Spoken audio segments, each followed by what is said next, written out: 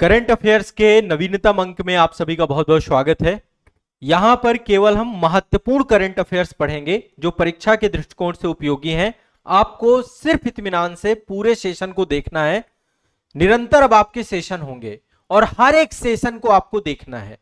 ये नवीनतम current affairs है, अपडेटेड करंट अफेयर्स है, आगामी सभी परीक्षाओं के लिए बहुत ही उपयोगी है।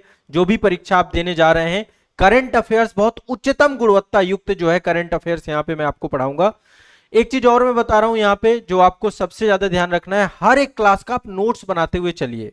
मैंने बकायदा आपके YouTube चैनल पे प्लेलिस्ट बना दी है करंट अफेयर्स की, आप उस प्लेलिस्ट को फॉलो करिएगा। सारे सेशन सीक्वेंस से हैं। यदि आप सारे सेशन करंट अफेयर्स के देख लेंगे तो करंट अफेयर्स की दुविधा आपकी समाप्त हो जाएगी। और एक बड़ी विषय वस्तु आप समझिए, करंट अफेयर्स समान अध्ययन का आधार है ना।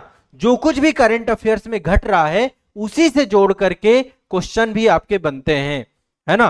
करंट अफेयर्स समान अध्ययन को जीवंत रखता है, इसलिए हमें करंट अफेयर्स को बहुत बढ़िया तरीके से पढ़ना है। आप लोग मेरे साथ इत्मीनान से करंट अफेयर्स पढ़ेंगे।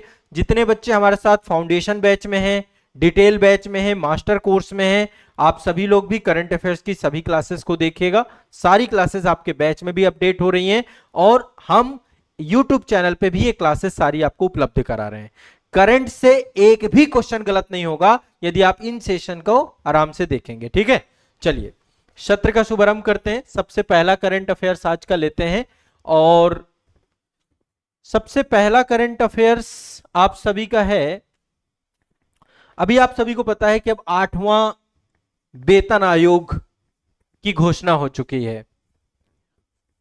सबके नोट्स बनाते हुए चलिएगा और ध्यान रखिएगा ये प्रीलिम्स, मेंस और इंटरव्यू सबको ध्यान में रख करके एक ये डिटेल करंट अफेयर्स क्लास है। केवल महत्वपूर्ण टॉपिक रहेंगे यहाँ पे, ठीक है ना। 8वां वेतन आयोग, अभी आपको पता है 28 अक्टूबर 2025 को केंद्रीय मंत्रिमंडल की बैठक हुई थी और उस बैठक पे 8वां वेतन आयोग जो आप सभी का है उसे लागू कर दिया गया, उसको स्वीकृति दे दी गई है। अभी लागू नहीं किया गया, अभी उसके लेकर के बकायदा आयोग गठित हो चुका है। चूंकि नाम ये देखिए पे कमीशन, तो एक कमीशन बनाया जाएगा, कमीशन की एक संरचना होगी, उसका एक कार्यकाल होगा, है ना। तो आमतौर पे जो 8वां वेतन आयोग है इसकी जो घोषणा हुई है, सबसे पहले आप लोग ये समझिए कि इसमें कितने सदस्य होते हैं 8वें वेतन आयोग में। एक तो अध्यक्ष होता है, चेयरपर्सन, एक इसमें अंशकालिक सदस्य होता है, अंशकालिक सदस्य मतलब पार्ट टाइम मेंबर होता है, और एक सदस्य इसमें सिक्योरिटी के पद पर होता है, यानी एक सदस्य सचिव होता है। तीनों चुन भी लिए गए हैं, तो मैं तीनों के बारे में भी आगे बताऊंगा। उससे पहले वेतन आयोग का क्या काम होता है, एक्चुअल में वेतन आयोग क्यों बनाया जा रहा है। केंद्र सरकार अपने कर्मचारियों के वेतन ढांचे को संशोधित करने के लिए, पेंशन के भुगतान का निर्धारण करने के लिए दो चीजें हैं। एक तो जो लोग कर्मचारी अभी वर्तमान में हैं, केंद्र सरकार की नौकरी पर हैं, ये केंद्र सरकार का वेतन आयोग है, ये भी ध्यान रखिएगा। राज्य सरकार अपने अलग अलग वेतन आयोग लेकर आती है। तो केंद्र सरकार अपने कर्मचारियों के वेतन ढांचे को संशोधित करने के लिए, पेंशन का भुगतान करने के लिए एक मतलब प्रॉपर रेजोल्यूशन लाया जाता है, संकल्प प्रस्ताव लाया जाता है और फिर वेतन आयोग का गठन किया जाता है। ये एक आपका प्रशासनिक निकाय है, एडमिनिस्ट्रेटिव बॉडी है आपकी पूरी की तरीके से, ठीक है। इसमें प्रीलिम्स में भी क्वेश्चन बन सकता है, मेंस में भी क्वेश्चन बन सकता है। सामान्य परिस्थितियों में केंद्र सरकार प्रत्येक 10 वर्ष पर वेतन आयोग का गठन करती है। 1947 से लेके अब तक 7 वेतन आयोग बन चुके हैं, अब आपका 8वां वेतन आयोग है ये। तो वेतन आयोग के द्वारा प्रति माह न्यूनतम वेतन की सिफारिश की जाती है। प्रति माह न्यूनतम वेतन की न्यूनतम वेतन कितना होना चाहिए। अब जैसे पहला वेतन आयोग जब बना था आपका 1946-47 में, जब देश आजाद हुआ आपका, तो 55 रुपए प्रति माह न्यूनतम वेतन हुआ करता था उस टाइम पे, है ना। दूसरा वेतन आयोग 1957 से 1959 के बीच में मतलब उसका टेन्योर रहा, तो 80 रुपए न्यूनतम वेतन रहा उस समय। फिर 100, अब सोचिए उस समय सरकारी सर्विसेज का क्रेज क्यों नहीं था, पहले तो महंगाई भी इतनी नहीं हुआ करती थी, बाकी वेतन कम हुआ करता था। तीसरा वेतन आयोग, अब देखिए अलग अलग फार्मूला है, मैं इसको अभी बाद में बताऊंगा, मैं एक जनरल आपके दिमाग में बता रहा हूं। 1970 से 1973 के बीच में तीसरा वेतन आयोग बना और उस समय सैलरी 185 रुपए हुआ करते थे। चौथा वेतन आयोग 1983 से 1986 के बीच में बना और सैलरी 750 रुपए, ठीक है। इसके बाद न्यूनतम वेतन की बात कर रहे हैं, कम से कम वेतन, अधिकतम तो बड़े बड़े जो अब जैसे प्रेसिडेंट ऑफ इंडिया का वेतन भी तय होता है इसी दौरान पे। चौथा वेतन आयोग जो आपका है उसमें 1983 से 1986 और 750 रुपए वेतन हो गया। पांचवा वेतन आयोग 1994 से 1997 2550 रुपए का वेतन। छठवां वेतन आयोग 2006 से 2008 के बीच में था 7000 रुपए का वेतन। और सातवां आपका जो वेतन था न्यूनतम 2014 से 2016 और न्यूनतम वेतन 18,000 रुपए। तो ये समय अब देखिए आठवां लग रहा है, तो अब न्यूनतम वेतन आपका बढ़ेगा। ओवरऑल आप ये समझिए कि वेतन की बढ़ोतरी होगी, क्योंकि जो इस समय महंगाई दर है उन सब के आधार पे पूरा का पूरा वेतन को लेकर के। तो वेतन आयोग का काम क्या है? सरकारी कर्मचारियों के वेतन संरचना को फिर से एक बार देखना, पे ग्रेड वगैरह क्या है, लाभ भत्ते, इन सब की सिफारिश केंद्र सरकार पहले करती है, फिर राज्य सरकार भी वेतन आयोग अपने अपने बनाते हैं, ठीक है। और वेतन आयोग के साथ साथ पेंशन वगैरह का भी यहीं पर सिफारिश किया जाता है। तो पारिश्रमिक भत्ते में भी वृद्धि होती है। वेतन आयोग की सिफारिशें सरकार को बाध्यकारी नहीं होती हैं, यह भी ध्यान रखिएगा। वेतन आयोग जो भी सिफारिशें करेगा वो सरकार के लिए बाध्यकारी नहीं है, ठीक है। तो आठवां वेतन आयोग आपका बनाया जा चुका है। अब देखिए इसमें कई सारी चीजें होती हैं। अब आठवें वेतन आयोग में आपको पता है वेतन आयोग मुद्रास्फीति जो इन्फ्लेशन है उसके प्रभाव को कम करने के उद्देश्य से केंद्र सरकार के कर्मचारियों और पेंशन भोगियों को महंगाई भत्ते और महंगाई राहत को लेकर एक पूरा का पूरा फॉर्मूला देता है जिसके आधार पे उनका वेतन बनता है, ठीक है। तो ये आपको दिमाग में बैठा के चलना है। फिटमेंट फैक्टर, अभी आपने देखा कि इसको लेकर के फिटमेंट फैक्टर की बात बहुत सारी हुई, इसको लेकर के जो है हम बाद में बात करेंगे। सबसे पहले समझने का प्रयास करते हैं कि जो आठवां वेतन आयोग है इसके अध्यक्ष कौन है, ठीक है, और जो है इसमें कितने मेंबर्स हैं, कितने सदस्य हैं, सारी चीजों को लेकर के मैं एक बार आपको यहाँ पे लिस्ट बताता हूं। ये है आठवें वेतन आयोग के अध्यक्ष बनाई गई हैं जस्टिस रंजना प्रकाश देसाई। ये एक फैक्चुअल डेटा है, दिमाग में बैठा लीजिए, रट जाइए। जस्टिस रंजना प्रकाश देसाई जो सर्वोच्च न्यायालय की पूर्व न्यायाधीश रह चुकी हैं, और इनके साथ अन्य सदस्यों में हैं प्रोफेसर पुलक घोष और पंकज जैन, ठीक है। पंकज जैन जो है सचिव के पद पर हैं, पंकज जैन सचिव के पद पर हैं। प्रोफेसर पुलक घोष जो है आपके, ये इनके साथ हैं, पूर्णकालिक सदस्य के तौर पे हैं आपके। ये पेट्रोलियम सचिव पंकज जैन को सदस्य सचिव बनाया गया। तो टोटल 3 लोग हैं, 3 लोग हैं। 18 महीने के अंदर अंदर इनको अपनी सिफारिशें सरकार को देना है। 18 महीने का टाइम पीरियड है, टेन्योर है इनके पास। तो आठवां वेतन आयोग में एक अध्यक्ष हैं जस्टिस रंजना प्रकाश देसाई। नोट्स बनाते हुए चलिएगा, लिखते हुए चलिएगा, ठीक है। हाँ, अभी आप आराम से पहले नोट्स बना लीजिए, बाद में आप लोग के यदि किसी का भी कोई भी डाउट होता है, प्रश्न होता है, कमेंट सेक्शन में आप जरूर करिएगा, मैं आपको बाद में सेशन में डिस्कस कर लूंगा। पहले आप नोट्स बनाते हुए चलिए।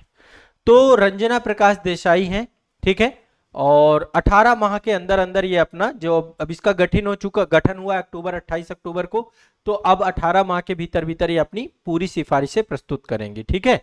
और इनकी सिफारिशें सरकार के लिए बाध्यकारी नहीं होती हैं, ठीक है। और बीच बीच में आयोग अपनी इंतरिम रिपोर्ट्स भी देता रहता है। तो आयोग एक तो सबसे पहले आर्थिक और राजकोषीय स्थिति देखेगा देश की, कि इंडिया का मतलब इकोनॉमिक कंडीशन क्या है, फिजिकल प्रेशर कितना पड़ेगा। इसके बाद विकास के लिए क्या संसाधन आवंटन है ये भी देखेगा, बकाया पेंशन देनदारियां कितनी हैं, राज्य वित्त पर कितना प्रभाव पड़ेगा, अन्य क्षेत्रों से तुलना भी करता है, जो पीएसयू वगैरह है उनसे भी तुलना करता है। तो समय समय पर केंद्र सरकार के द्वारा यह कार्य किया जाता है। तो आठवां वेतन आयोग समझ में आ गया। आठवां वेतन आयोग का गठन हो चुका है, इससे एक प्रश्न आपका निकल के आएगा।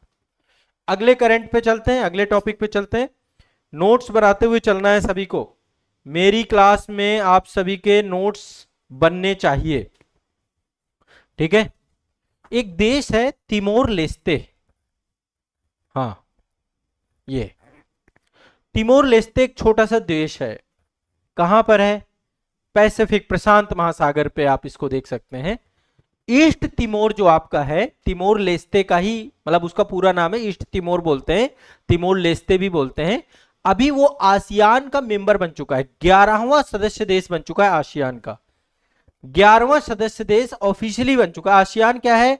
आपका दक्षिण एशियाई देशों का संगठन है आसियान, ठीक है। तो साउथ ईस्टर्न जितने भी देश हैं, जिसमें टोटल 10 मेंबर थे अभी, और छोटे छोटे ये देश हैं, इंडोनेशिया हो गया, थाईलैंड हो गया, मलेशिया हो गया, सिंगापुर हो गया, फिलीपींस हो गया, ठीक है, जितने भी यहाँ पे, वियतनाम हो गया, लाओस हो गया, कंबोडिया हो गया। अब इसका एक 11वां मेंबर बन चुका है ईस्ट तिमोर। अभी देखिए जितने भी संगठन है, चाहे ब्रिक्स हो, चाहे G20 हो, चाहे संघाई सहयोग संगठन हो, चाहे आसियान हो, सबका विस्तार हो रहा है, ठीक है, कंटिन्यूअस सबका विस्तार हो रहा है। तो उसी विस्तार में एक विस्तार हो रहा है, आसियान में 11वां मेंबर आ चुका है। काफी पहले इसकी घोषणा की जा चुकी थी, लेकिन ऑफिशियली अब इसने ज्वाइन कर लिया है, ठीक है। अब जैसे आमतौर पे जितने भी शिखर सम्मेलन होते हैं, आप पीछे देखते होंगे, उसमें सब में झंडे फहराए जाते हैं। तो अब 11 झंडे फहराए जाएंगे इसमें। 11वां मेंबर ईस्ट तिमोर बन चुका है। क्लियर है, स्पष्ट है। तो आसियान की सदस्यता को लेकर एक लंबा प्रोसेस होता है, ऐसा नहीं होता कि तुरंत हो जाए। सन 2000 के आसपास में बातचीत होनी चालू हुई थी, और लगभग समझिए अब जाकर के सदस्यता प्राप्त हुई है। तो एक लंबा टाइम पीरियड लगता है। और अभी ईस्ट तिमोर के जो वर्तमान राष्ट्रपति हैं, इनका नाम है जोसे रामोस होर्टा, ठीक है, जोसे रामोस होर्टा, ठीक है। तो उनके द्वारा जो है ये सदस्यता को ग्रहण किया गया है। ये जितने भी देश थे सारे पहले कहीं ना कहीं पे, आप समझिए इन देशों के साथ इनका इतिहास बड़ा लंबा मतलब रहा है, औपनिवेशिक काल का। पहले पुर्तगाल यहाँ पे था, 1975 में पुर्तगाल गया। पुर्तगाल के बाद काफी समय तक तिमोर लेस्टे इंडोनेशिया के कब्जे में रहा।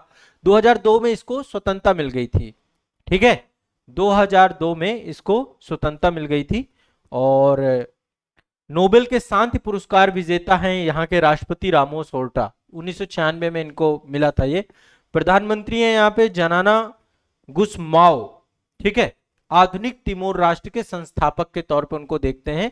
अब आसियान के साथ जुड़ गया है। तो आसियान की सदस्यता जुड़ने से क्या बेनिफिट मिलता है, क्या होता है? एक तो सबसे पहली बात इकोनॉमी, जो सबसे इंपॉर्टेंट चीज है, अर्थव्यवस्था को बल प्रदान होता है, ठीक है। व्यापार बढ़ेगा, निवेश बढ़ेगा, शिक्षा, इंफ्रास्ट्रक्चर, ये सारे बढ़ेंगे चीजें। दूसरा क्या होता है, चूंकि क्षेत्रीय समावेशिता के साथ जुड़ाव देखने को मिलेगा, उस क्षेत्र का अहम एलोकेशन है और अभी तक इसका हिस्सा नहीं था। तो यहाँ पे क्षेत्रीय समावेशिता और लोकतांत्रिक मूल्यों के प्रति प्रतिबद्धता बढ़ेगी, ठीक है। व्यापार बढ़ेगा, लोकतांत्रिक शासन व्यवस्था और कूटनीतिक परिपक्वता बढ़ेगी। तो ये एक बहुत इंपॉर्टेंट जो है इसका इंपॉर्टेंस है। ईस्ट तिमोर का शामिल होने के पीछे आसियान को भी बहुत सारे बेनिफिट होंगे। पहली बात तो संघर्ष के बाद राष्ट्र निर्माण, यानी एक तरीके से एक लंबा अनुभव है ईस्ट तिमोर का अपना। सीमा विवाद कम होंगे, सीमा विवाद जो आपस में है, दक्षिण चीन सागर को लेकर के मुद्दा है, संवेदनशील मुद्दों पर संवाद इस्टेब्लिशमेंट होगा। और छोटे छोटे जो लोकतांत्रिक देश हैं, वहां पर जमीनी शासन मॉडल जो है, वहां का जो ग्रास रूट गवर्नेंस है, वो ग्रास रूट गवर्नेंस के एक एग्जाम्पल के तौर पे भी हम ईस्ट तिमोर को देखते हैं। तो आसियान के ऊपर बोझ नहीं बनेगा, बल्कि उसकी स्थिरता, उसकी शांति और उस क्षेत्र में सहयोग को बढ़ावा देने में एक बहुत महत्वपूर्ण सेगमेंट के तौर पे देखा जाएगा। तो 11 मेंबर हो चुके हैं टोटल। राजधानी क्या है? ईस्ट तिमोर की राजधानी है दिल्ली। तिमोर लेस्टे की राजधानी है दिल्ली। क्या नाम है? दिल्ली। दिल्ली नहीं, दिल्ली भारत की राजधानी है, नई दिल्ली। हमारे देश की राजधानी नई दिल्ली। तिमोर लेस्टे की राजधानी है दिल्ली, है ना। तो राजधानी से भी क्वेश्चन पूछता है भाई, ध्यान रखना, पता होना चाहिए। जो हाल फिलहाल में चर्चा हो उनकी राजधानी वगैरह से भी क्वेश्चन पूछता है, ठीक है। लंबे इंतजार के बाद क्षेत्रीय एकता और सहयोग को बढ़ावा देने को लेकर के ये विस्तार हुआ है। आसियान का भारत के लिए भी बहुत इंपॉर्टेंस है। आईआर की क्लास में आपको डिटेल में बैच के अंदर पढ़ाया जाएगा। तो जो बच्चे फाउंडेशन बैच से जुड़े हुए हैं, एक बार भारत आसियान संबंधों को जरूर पढ़िए। बैच में क्लास में लिया गया है लुक ईस्ट पॉलिसी क्या है, एक्ट ईस्ट पॉलिसी क्या है, कैसे आसियान देश हमारे देश के ट्रेड को बढ़ावा देने में एक महत्वपूर्ण भूमिका निभा रहे हैं। इन सभी मुद्दों पर आपको एक बार देखना है चीजों को लेकर के, ठीक है ना। तो ये एक बहुत इंपॉर्टेंट आपका सेगमेंट है। और चलिए आगे चलते हैं, अगले टॉपिक पे चलते हैं।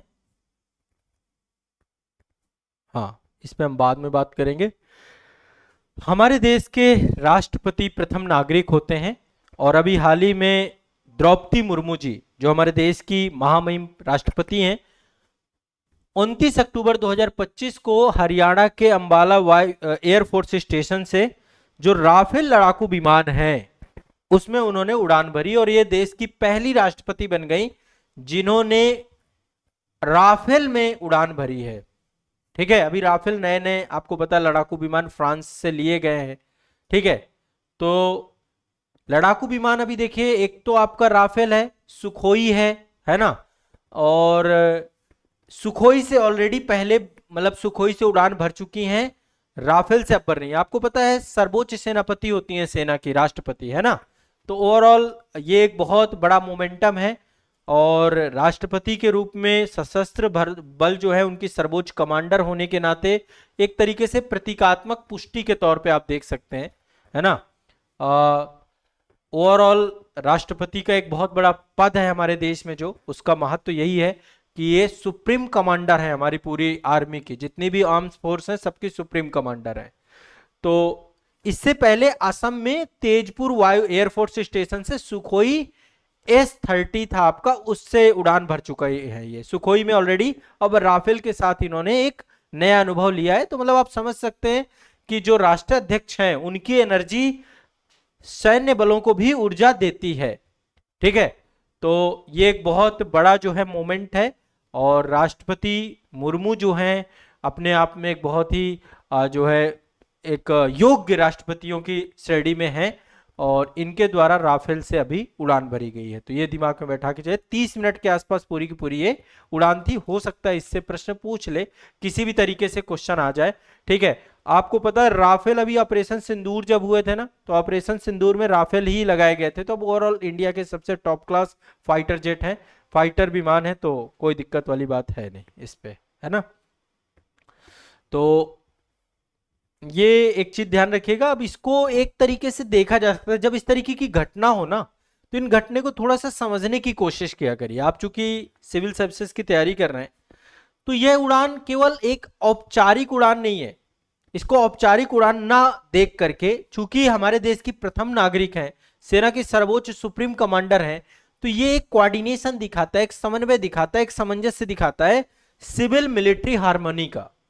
यानी कि नागरिक नेतृत्व और सैन्य बलों के बीच सामंजस्य की बात करता है, उसके प्रतीक के तौर पे आप इसको देख सकते हैं। राष्ट्रपति की रक्षा बलों के प्रति संवेदनशीलता को देख सकते हैं, सक्रिय भागीदारी को देख सकते हैं। देखिए हमारे प्रधानमंत्री जी भी समय समय पे हमारे सैन्य बलों का हौसला बढ़ाते रहते हैं। आप देखेंगे जितने बड़े बड़े पर्व हैं, चाहे दीपावली हो, होली हो, विभिन्न पर्वों पर सैन्य बलों के साथ ये पर्व मनाते हैं। उसी प्रकार से हमारी राष्ट्रपति भी रक्षा बलों के प्रति संवेदनशीलता और सक्रिय भागीदारी को इससे हम देख सकते हैं। इससे सैन्य कर्मियों का मनोबल बढ़ता है, जनता के बीच भारत की सामरिक क्षमता के प्रति जागरूकता बढ़ती है और राष्ट्रपति की संवैधानिक भूमिका केवल प्रतीकात्मक नहीं है बल्कि प्रेरणादायक और सहभागी के तौर पे आप इसको देख सकते हैं। तो राफेल लड़ाकू विमान को जो है अभी उड़ाया है राष्ट्रपति द्रौपदी मुर्मू जी ने। अंबाला वायु एयरफोर्स स्टेशन हरियाणा में है आपका। ग्रुप कैप्टन रहे अमित गहानी, ये भी ध्यान रखिएगा। ग्रुप कैप्टन कौन थे, पायलट कौन थे, अमित गहानी। ठीक है, इससे पहले सुखोई S-30 MKI में 8 अप्रैल 2023 को तेजपुर असम में जो है कर पाई है। तो एक ऐतिहासिक दो अलग अलग वायुसेना लड़ाकू विमानों को उड़ान भरने वाली ये भारत की पहली राष्ट्रपति बन चुकी है और ये एक आपको दिमाग में बैठा के चलना है। ठीक है, तो नागरिक सैन्य तालमेल की प्रतीक के तौर पे हम इसे देख सकते हैं। एक खबर ये भी काफी चर्चा में रही और मुझे लगता है कि आप सभी को जानना चाहिए। राष्ट्रपति ट्रंप समय समय पे चर्चा में रहते हैं और ट्रंप को अभी दक्षिण कोरिया का सर्वोच्च सम्मान दिया गया है, स्वर्ण मुकुट प्रदान किया गया है साथ में, है ना। तो 29 अक्टूबर 2025 को दक्षिण कोरिया में इनका स्वागत किया गया डोनाल्ड ट्रंप महोदय का और इनको ग्रैंड ऑर्डर ऑफ मुनुगुआ, ये एक आपका जो है वहां का सर्वोच्च नागरिक पुरस्कार है, ग्रैंड ऑर्डर ऑफ मुनुगुआ, मुनुगुआ इससे सम्मानित किया गया। ग्रैंड ऑर्डर ऑफ मुनुगुआ जो है दक्षिण कोरिया का सर्वोच्च राष्ट्रीय सम्मान है और एक तरीके से यह सम्मान ट्रंप जो भी हाल ही में बहुत सारे देशों के बीच में तनाव चल रहे हैं उसमें पीस मेकर की जो भूमिका है, उनकी शांति दूत की भूमिका है, उस भूमिका के तौर पे इसको दिया गया है। अभी आपको पता है नोबेल के शांति पुरस्कार को लेकर के भी बड़ा चर्चा में रहे, क्योंकि शांति पुरस्कार ट्रंप को नहीं मिला है। इस पे हम शांति पुरस्कार पे बाद में बात करेंगे, करंट वाले सेगमेंट पे ही हम सारे नोबेल पुरस्कार ले लेंगे। तो उत्तर कोरिया के साथ दक्षिण कोरिया का विवाद रहता है। दक्षिण कोरिया आपको मैप में दिखना चाहिए, चाइना, चाइना के पूरब में दो देश हैं, उत्तर कोरिया, दक्षिण कोरिया। तो दक्षिण कोरिया बहुत डेवलप्ड कंट्री है, बहुत बड़ी बड़ी कंपनियां हैं वहां की दक्षिण कोरिया की। कोरिया मतलब अपने आप में टेक्नोलॉजी में उच्चतम स्तर पे और बहुत विकसित है, सिंगापुर की तरह है वहां पे हालत। तो उत्तर कोरिया के साथ जो तनाव थे दक्षिण कोरिया के, उन तनावों को शांत करने में ट्रंप की एक महती भूमिका को लेकर ये दिया गया है। तो ग्रांड ऑर्डर ऑफ मुनुगवा दक्षिण कोरिया का सर्वोच्च सम्मान है, आमतौर पर राष्ट्राध्यक्षों और राज परिवारों को दिया जाता है। तो ट्रंप का जो प्रशांत क्षेत्र है, एशिया प्रशांत क्षेत्र है, उसमें शांति स्थापित करने में संवादों के लिए प्रदान किया गया। और भारत के वो अमेरिका के पहले राष्ट्रपति बन गए, माफ कीजिएगा, अमेरिका के पहले राष्ट्रपति बन गए। और इनको सिल्ला साम्राज्य के स्वर्ण मुकुट की प्रतिकृति दी गई। यहाँ पे दक्षिण कोरिया में एक सिल्ला साम्राज्य था, उसके स्वर्ण मुकुट की प्रतिकृति भी दी गई है, जो एकता, स्थिरता और शांतिपूर्ण शासन का प्रतीक है। तो ट्रंप निश्चित तौर पे उत्साहित हो जाएंगे और उन्होंने कहा भी कि मैं इसे अभी पहनना चाहता हूं।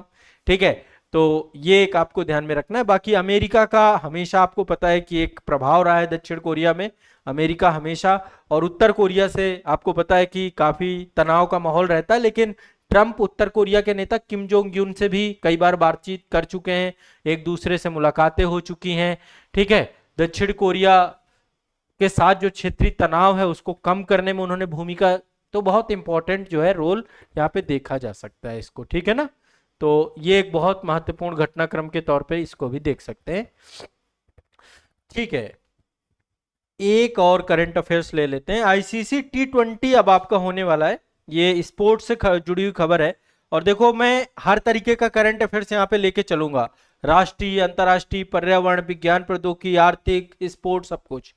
तो आईसीसी T20 वर्ल्ड कप, आप में से बहुत सारे लोग क्रिकेट के दीवाने हैं, और आईसीसी T20 2026 में होगा।